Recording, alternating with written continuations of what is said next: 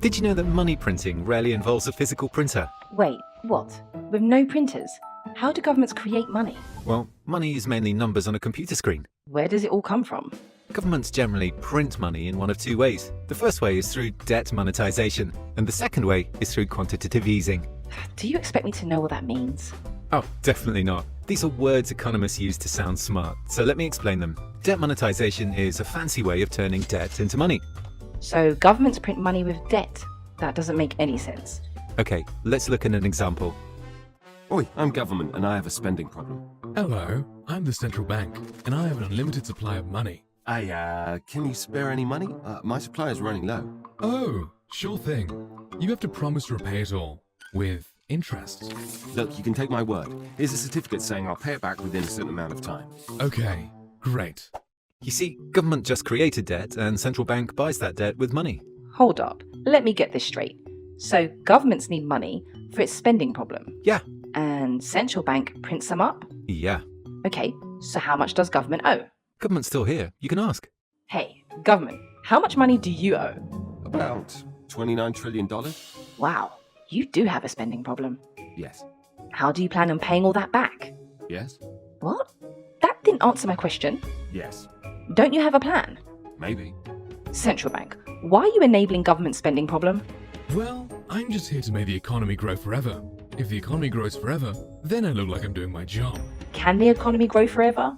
Well, no, it can't. Nothing can grow forever. Yes, it can. Look at it. That's the illusion of growth. No. Yes, the economy looks like it's growing because you inject more money into the system. Impossible. This is a mess. So the entire process of debt monetization is giving the government money to finance its spending? Correct. Now let's get into the other half, quantitative easing. Despite the name, it's just a fancy way of referring to central banks purchasing debt from non-government institutions. So central bank prints money out of thin air and buy debt with it? Yeah, let me explain further. Now, central bank is still here with the money printer, and there are a few more characters involved. Commercial bank, retail bank, and investment bank. Do people use these banks?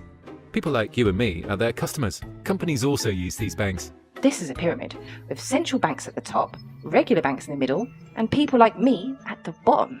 Exactly. In a healthy economy, money will transfer throughout this pyramid. Central banks can send money to the regular banks. The regular banks can transfer and borrow money between themselves. And people like you can use these banks to borrow, save, or invest. People can spend on the products and services companies provide as well.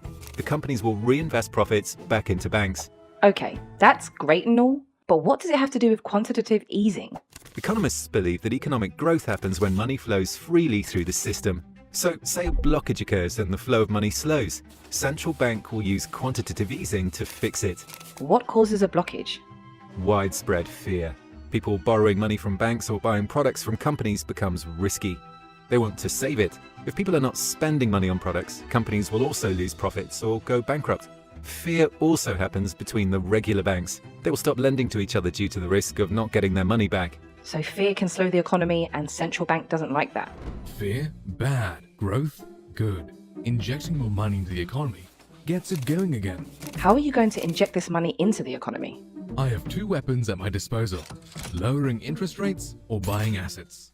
So what are you going to choose? Well, I've already lowered interest rates as much as possible, so that solution isn't working as well as planned.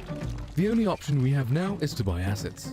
And when the central bank buys these assets, regular banks will have more money. In return, these banks will be willing to loan out money to their customers at cheaper rates. He's right. We hope my printing increases the flow of money in the system and promotes economic growth.